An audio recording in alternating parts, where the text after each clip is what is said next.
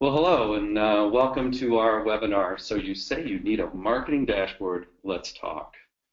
Well, my name is Jeff Chamberlain. I'm the Director of Product Marketing at Origami Logic, and I'm incredibly excited to have with me a friend and colleague, Laura Patterson, the founder and president of Vision Edge Marketing. Hello, Laura. Welcome.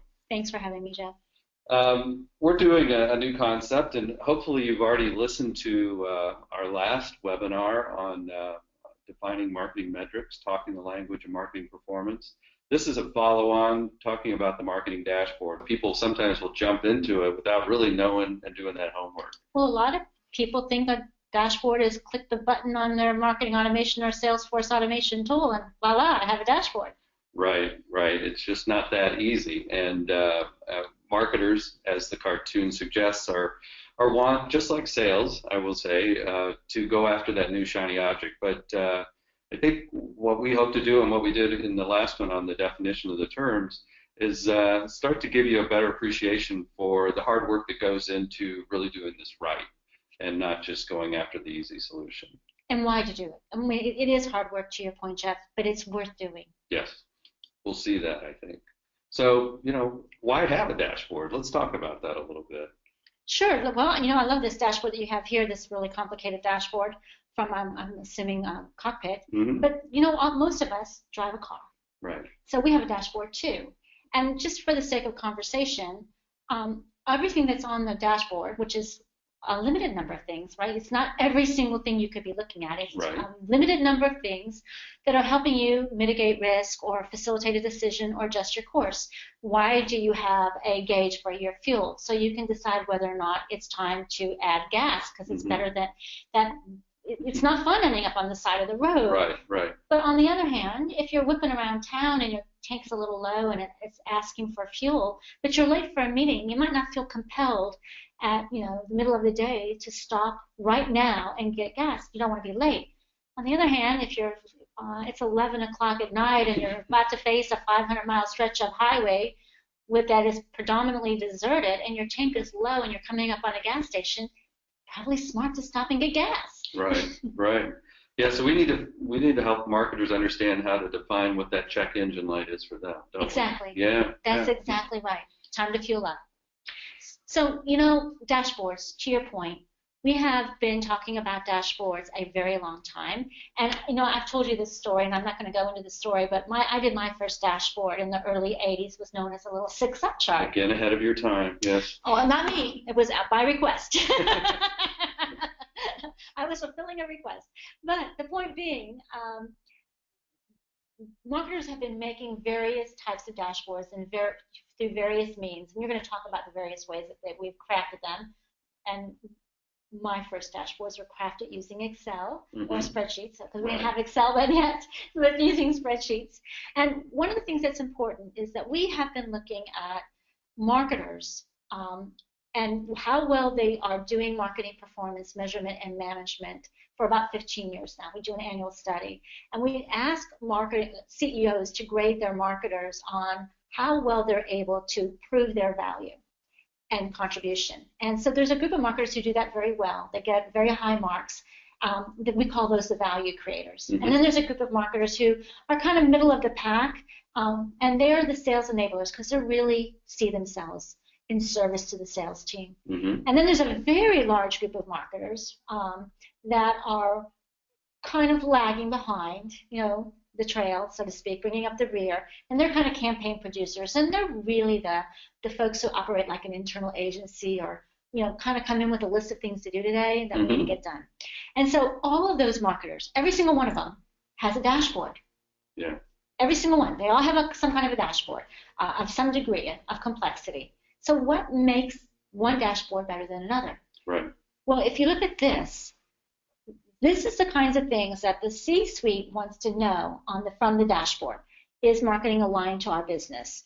How well is marketing performing on strategy and process? How well is marketing able to analyze the performance of a campaign or the marketing activities? How well is marketing doing on tracking metrics in real time, to your point?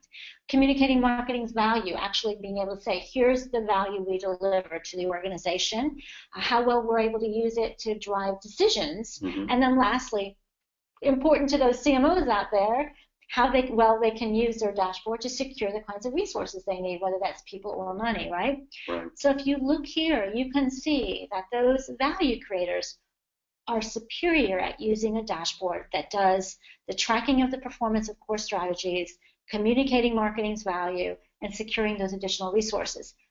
Not to mention the alignment, right? I mean, if you just look at them compared to campaign producers, the campaign producers, with the exception of one or two things, are, falling way behind, right? At the bottom of the class. Unfortunately. So think about that. If you're going to go through this effort, this is why.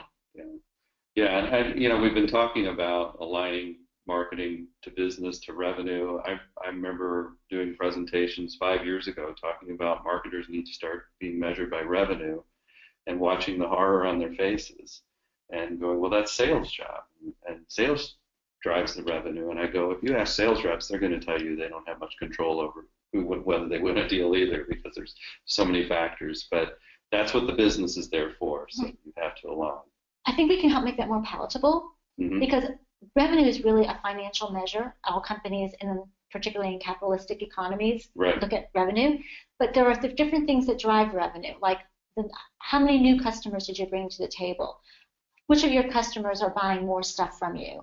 Which of your customers are helping generate additional new business? How are you growing the value of your customers, the overall value of your customers? And these are things that might be easier to tie marketing to, that are connected to revenue. So instead of having to say, I have to be connected to this dollar, there's that next level of performance outcomes that drive that revenue that marketing can connect itself to. And they're all customer related. So in our customer-centric world, instead of maybe saying you need to tie to revenue, tie it to customers. Exactly. So these best-in-class marketers, they still are much better at measuring how they contribute to the business. Back to that. And the kinds of measures they're using to make that lead to revenue are the kinds of measures we're just talking about. And as you can see here, those campaign producers and sales enablers making some progress, but still, kind of falling short of the mark. It's a marked difference, obviously. And again, this is an interesting question that we look at. Does the leadership team really understand how marketing is making a difference or impacting the business?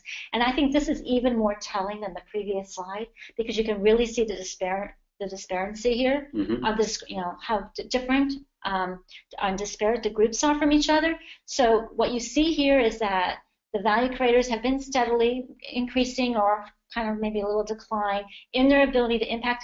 So this 2016 number shows that many of the value creators got distracted, and we can talk about what distracted them, some things that have caused that distraction. But despite their distraction, they're still significantly better at demonstrating that their impact to the leadership team than their colleagues. Certainly, yeah. And still double the next closest, the sales enablers there. So significant difference. And so does it matter? Yeah, it matters, because to your point about telling them what they need to tie to, right? These are the things that the value creators do a much better job of delivering on. They can actually tangibly say, we did a better job of delivering on net new opportunities, customer loyalty, inquiry rates, net new customer acquisition, retaining customers, all these things. These are business indicators that nearly every C-suite is looking at. Right? And so you can see that the value creators are much better at making a difference on these kinds of indicators than their campaign producers, right? So big problems. And you can see there's other challenges that the value creators have. And this is that gray. So, here's the thing that baffles me a little. So if you're looking at this, we went back and I just pulled 8 years of data, and I wanted to get in front of that major downturn where we had so much musical chairs in the marketing ranks. Right. I wanted to get before that. The opportunity to try something new. Yes. And just take a look at the gray. And so what you see here is this orange line for Origami and Vision Edge Marketing, orange. Right. These are the A's, and it's relatively flat. We had a little downturn, and they're kind of coming back, but it's been basically flat. These are the B's in this blue line, this dark blue line, and this is an interesting situation that occurred if you look at 2011, because the B's went up and the C's went down, and then they fell off a cliff the following year. Right. The B's just fell off a cliff, and the C fell into the C ranks. This is really about marketing technology, by the way, Jeff, because all these companies were spending a lot of money and convincing their CEO, their CFO, and their CIOs that we need to make these investments, but they weren't seeing payoff, and so they got dinged. That's what that's about. They climbed out of the hole a little bit, and then they're making some more headway. And this bottom line, these are the folks that are underperforming, and the numbers of those underperformers is increasing as talent shortages. Kind of scary. Yeah, well, that's true. And it's getting more challenging. There's more demands for technical capabilities in marketing, for analytical skills in marketing, and I'm sure that's putting a stress on. And higher expectations in general. Right. So these guys know the business, and that's really what we're saying here. And they use their dashboards to demonstrate they know the business. So that's the real power of why it's worth doing the work. Because as you can see here again, better than their colleagues, although the Bs are making great headway and getting those dashboards better, but campaign producers still kind of clueless. Right. But you can tell that there's motion there, and there's an impetus out here to get marketing closer to the business. So one of the things that sets those value creators apart right from the get-go is that they set performance targets for everything they're going to do, and those performance targets are typically outcome-based. We talked about that in the last webette. What is different kinds of metrics? Right. So these guys are much better at that. So instead of arbitrarily at the end declaring we had an X% increase in click-through rate, we had an X% increase in website traffic, we had an X% increase in webinar participation, we had an X% increase in qualified opportunities in the pipeline, we had an X% increase. Well, you've heard it over and over. Right. They have an actual performance target that they and the C-suite have agreed to at the beginning on what is going to make a difference to the business, and then marketing reports on how well they actually achieve that target. Goals, right, kind of back to that indicator. And so their dashboards have little indicators on them that says they're within the zone or not within the zone, to your point about the fuel gauge or check engine. They have an alert that says, oh, yeah, red, yellow, green, or however it is. They have a trending indicator. You're trending in the right direction. Oops, watch out, you're trending in the wrong direction. That's a real dashboard, just like on our cars. I have a car that's really got a cool feature. It allows me to set a maximum speed. So when I'm driving on these Texas highways way out on the west side. There's a maximum out here? I didn't realize. Yeah, but I can set my car in the cruise control to beep at me if I go over a certain speed. Right? It's letting me know. It's an alert. So again, if having dashboards that help you make decisions, so I can make a decision to slow down and avoid the potential of getting a speeding ticket. So we've given you kind of two quick tips. One, align to business, align to the revenue or to a measure that starts to align with your business. And here it's set goals, but set goals that are agreed upon by your C-suite. Performance targets that are outcome-based that you have agreement with before you start, because you know what happens if you declare something success but you didn't have a performance target, somebody else is going to arbitrarily declare failure. Right. Yeah, you don't get that agreement. So that's the key one. Yes, sir. And so tools. Everyone's spending a lot of time buying technology, but there are some key processes that you need to have in place to make your technology really work. Right. And there are three of them. One is a data inventory. What kind of data do we have? Right. Where is it? Who owns it? How frequently is it updated? Where does it come from? Right? They have a metrics catalog. What measures do we have? What kind of metric are they? Who owns it? How is it reported? How frequently is it reported? What does it relate to? How is it created? What's the algorithm behind it? That's a catalog. And then they have data chains or metrics chains. In the last webette, we talked about the classification, and you want your measures to tell a story. So they are able to, the value creators, have a chain between their activity and their outcome metrics. Right? So it's not just a smorgasbord on their dashboard. There's actually a story on their dashboard. And what this data tells us is that the value creators have these tools more in play than their colleagues. Right. Particularly data chains. Number one foundation to a dashboard. Okay.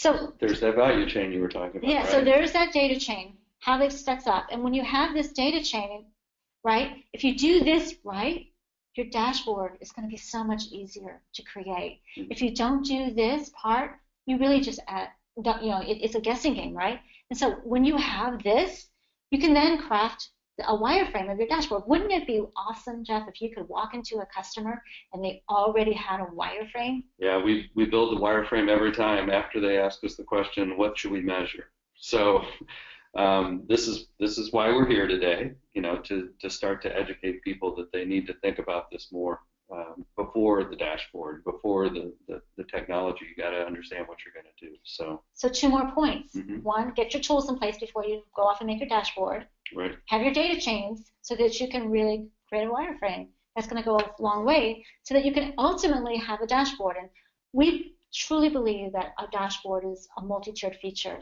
So when you go in to get your car looked at and there's a problem, it says check engine, they run a bunch of diagnostics and they can peel the onion, none of which you see, right? No, they right? attach the laptop these days, right? Exactly. So it's a multi-tier dashboard in the sense that the CMO needs certain information readily available. But that information obviously is based on other measures, which are being done by the regions or in the field or by functions. And so they have a dashboard that feeds that CMO. And then the CMO is feeding up to the C-suite, whether that's in a QBR or every day or however that's played out. So just quickly in looking at this one, not going into any of the detail, as you can see here, there's these little green dots. Mm-hmm. These little green dots are the performance targets, right? And so if the numbers on the top are not where they need to be, you ask the question, is it because something on the bottom isn't where it needs to be? Because if the answer is it's on the bottom, then it's probably something in marketing.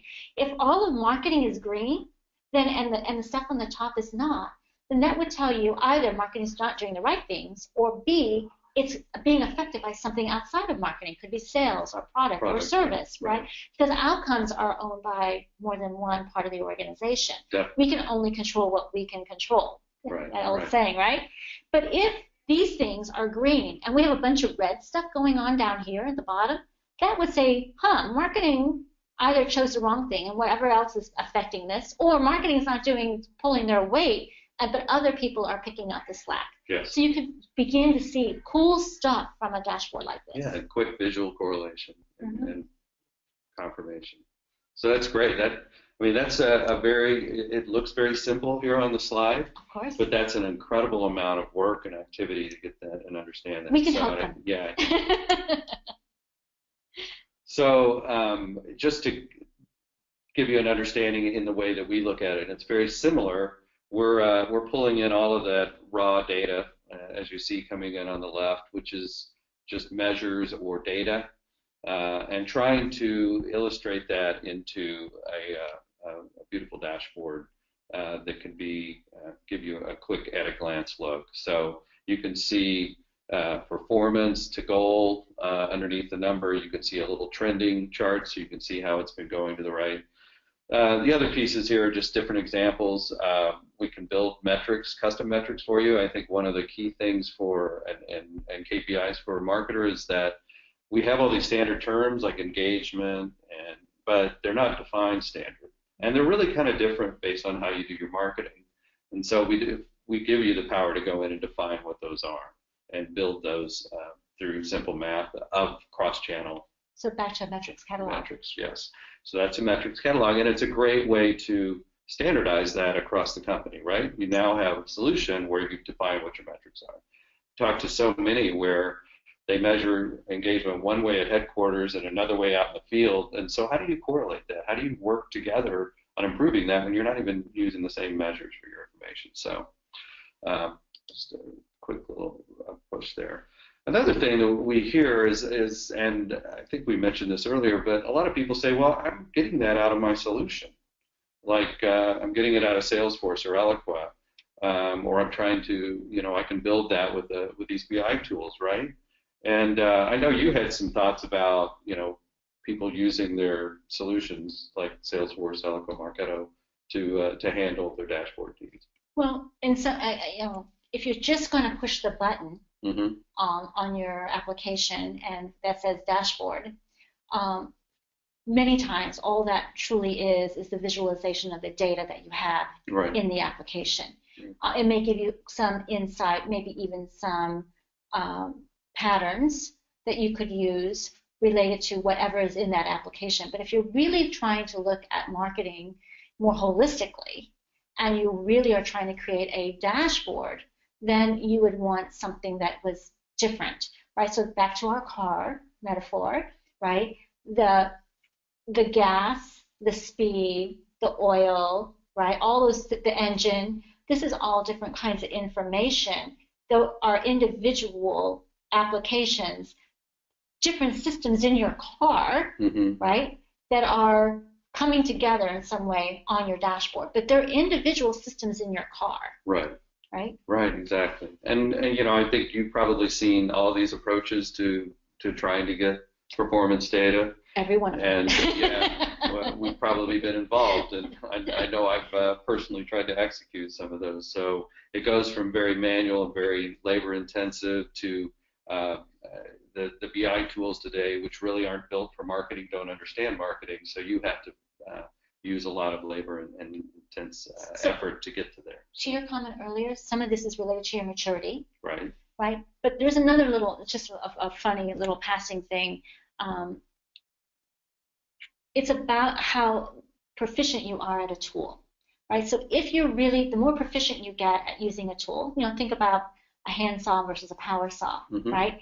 The better. But if you're not proficient at using a handsaw, putting a power saw in your hands could be pretty dangerous, right? So you've got to be proficient at some of the basics before you try to get proficient at something more sophisticated. Definitely. And quite honestly, when we see people who've gone down the road of trying to build cross-channel dashboards and really meaningful dashboards, they're much better customers for us because they understand the pain and they understand the work that it takes, and they perceive the value of a dashboard and the value of being able to automate that. People who are struggling but are serious about getting better, they know they have to go get a coach. Right, right, exactly.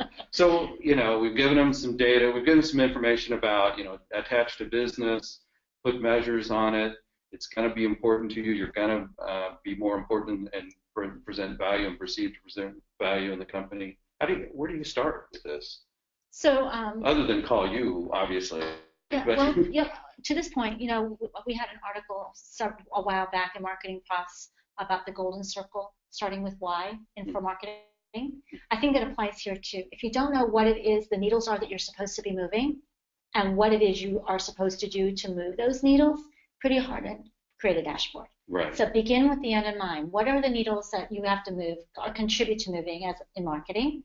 How will the leadership team know that marketing moved those needles? What kind of information do you need to present? If you start those kinds of questions internally, that will help lead you down the path. And it all begins with your marketing plan. If your marketing plan doesn't make that clear, then when you present your dashboard, how do you tie it back to the stuff that you're doing, right? Which is your plan. Right. So you have to make sure that those are working together and they're in concert with each other. Because if your dashboard is one thing and your marketing plan is another, then how will you know what to adjust? Right.